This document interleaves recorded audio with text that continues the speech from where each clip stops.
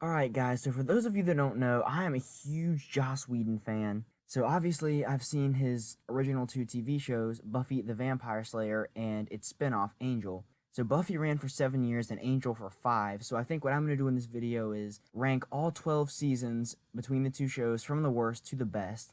And I'll admit I haven't watched through the shows in a while, so this ranking could change if I decide to do a rewatch, but I don't think it'll change much. As always, let me know your rankings down in the comments, and if you've only seen one of the shows, just rank the seasons from that show. So yeah, at number 12 is Angel Season 4.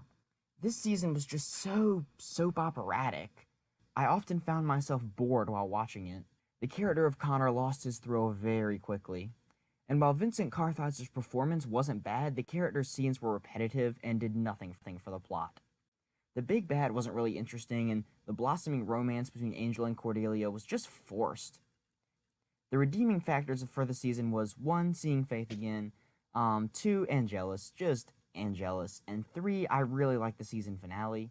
All in all, not terrible, but bad for Whedon standards. At number 11 is Buffy Season 6. Once again, there's a lot of melodrama in this season. Joss Whedon's absence as head writer is very visible. And while Buffy's depression story arc is done very well, the season as a whole was bland and uninteresting. And I get that Joss wanted to depict an unhealthy relationship, but the quote-unquote romance between Buffy and Spike felt forced, and the actors didn't really have a lot of chemistry.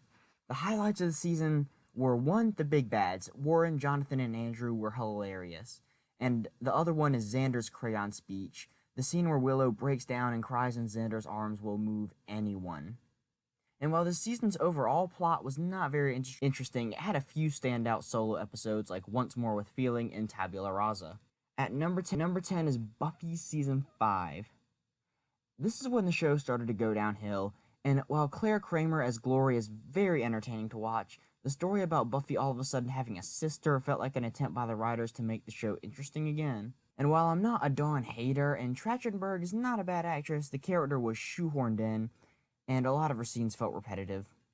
The season does have some great episodes, from the funny but kind of disturbing family to the outright tragedy of the body and the action-packed but moving finale, The Gift.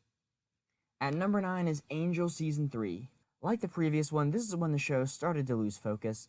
I believe the thing that drove Angel as a series was the duality between the characters of Angel and Lindsay. The characters are so alike and yet so different, so when Lindsay left the show at the end of Season 2, the show just lost focus. The subplot of Angel and the group shunning Wesley was just bad. I also felt like Connor was an attempt to make the show interesting again, but in fact it made it less interesting. I enjoyed the first several episodes of the season before Darla's arrival. I'll admit I like Holt as a big bad. He perfectly portrayed a man who strongly believes he's doing the right thing, but is actually a psychopath. And I get a Faith/Mayor vibe from Holtz and Justine. Like I said, the best part of the season is before Connor comes, and during the time when he's just a baby. And to redeem it, the season has some pretty good scenes, like Darla sacrificing herself, or Cordelia kissing Angel so she can get the visions back. Number 8 is Buffy Season 4. After an incredible Season 3, where do you go? This season gets a lot of hate, but I like it. Yes, Riley's not a very fun character, and Oz's departure is rushed and forced, and also there's some cringe-worthy episodes like Beer Bad and Where the Wild Things Are. The subjects dealt with, such as growing up and accepting new responsibilities, are executed really well. The season also brings in Spike as a good guy, and that's great. I also like the mix of the sci-fi and fantasy genres. Adam is a unique villain with an interesting view on life. And while yes, this season does get kinda cheesy at times, it has its good moments. The best episodes are definitely Hush and Superstar. Number 7 is Buffy the Vampire Slayer Season 7. While Joss Whedon is not the head writer during the season, he was a little more involved and it shows. There is more humor, less melodrama, many more interesting villains. The first evil was an interesting big bad, and I really enjoyed Nathan Fillion as Caleb. At this point in the series, Giles had taught Buffy everything he can, and it is now her job to be able to teach the potentials. I enjoy this dynamic and the relationship between the two characters. The season also reaches down into some philosophical and psychological roots, especially in the episode Conversations with Dead People. I enjoy Andrew's redemption arc, but I wish it had been taken a little more seriously. The series finale was good, with an exciting final battle and an awesome Buffy Spike scene. All in all, it was okay. At number 6 is Angel Season 2. This is where we get to the really good seasons, like the really, really good ones. This season is all about the Angel-Darla dynamic and how he, in his own unique way, still cares for her. I enjoy the way Gunn bonds with the team and how Wesley and Cordelia both grow as people. There's the part of the season where Angel fires his friends and goes after Darla and Drusilla on his own. This is a great character story. I like how he becomes neither Angel nor Angelus, but something else entirely. Two of the best scenes in the show are during this arc. There's the one where Angel lights Darla and Drusilla on fire in Redefinition, and then there's the one where he locks them in the room with all the Wolfram and Hart lawyers from Reunion. David Boreanaz's acting is very good during this season. Like I said before, I really enjoy the duality between Angel and Lindsay. While Angel kind of goes to the dark side, Lindsay develops somewhat of a conscience as he begins to really care for Darla. I think my favorite episode of the season is Dead End. The only really problem I have with the season is that I think Dead End should have been the season finale and the Pylea arc should have come before. The season is also important because of the episode Epiphany, where Angel explains to Kate the entire philosophy of the show. This leads to one of my favorite quotes in television history. Nothing we do matters. And all that matters is what we do. Because that's all there is. What we do, now, today. All I want to do is help. I want to help because I don't think people should suffer as they do. Because if there's no bigger meaning than the smallest act of kindness, it's the greatest thing in the world. This season is very good and is the embodiment of what makes Joss Whedon a great writer. A fun and interesting plot mixed with well-developed characters and some philosophical undertones.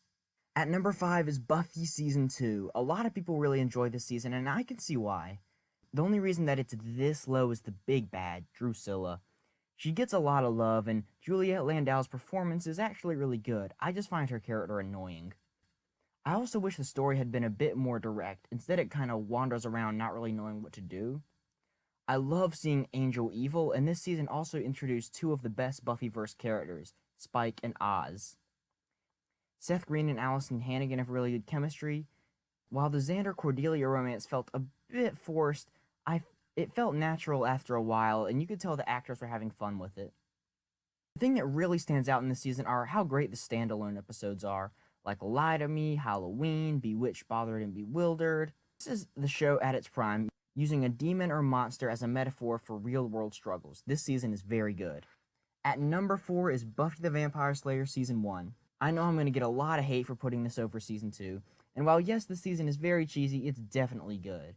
It is mostly standalone episodes, but the Master is a very fun big bad. The season also focuses on the high school as hell concept, and it's done very well. Pretty much all of the episodes from this season are classic and remembered by fans. While yeah, it's sometimes cheesy and low budget, it's very well written and very well acted. At number 3 is Angel Season 1. The first season is mostly made up of standalone episodes, but it still has a good overarching story. Like I said, the show really is about the duality between Angel and Lindsay. They are both forced to choose between good and evil, however they choose opposite things. I really like the chemistry between Angel, Cordelia, and Doyle. Rest in peace, Glenn Quinn. I also really enjoy the chemistry between Angel, Cordelia, and Wesley. I don't quite like the second trio of characters as much as the first, just because we already knew all the characters by that point.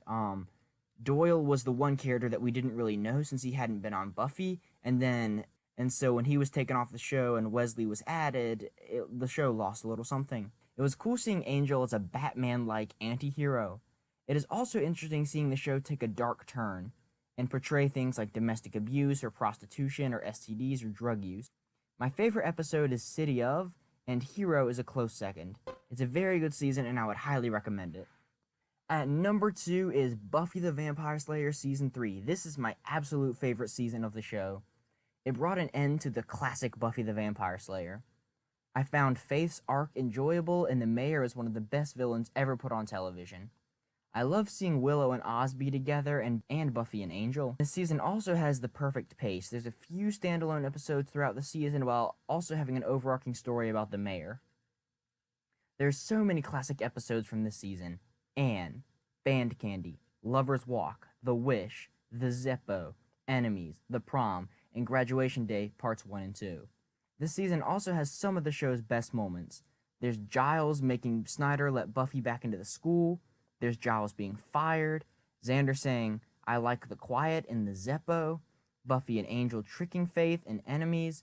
Jonathan naming Buffy class protector. Pretty much all of the season finale is great too.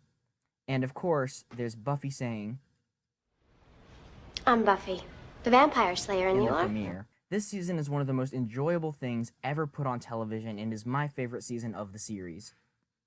But at number 1 is Angel Season 5. Angel Season 5 is better than Buffy Season 3 for one reason. The season/series finale was one of the best ends to a television show of all time. The season has everything: action, humor, character moments, philosophical undertones, and a great overarching story. This season brings back Lindsay, and his relationship with Angel is great. They bring in Spike as a regular character in this season, and I love the chemistry between David Boreanaz and James Marsters.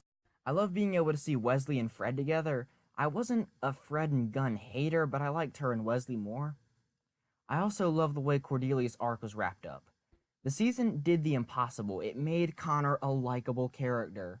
There's so many great episodes from this season. I'll try to name them all.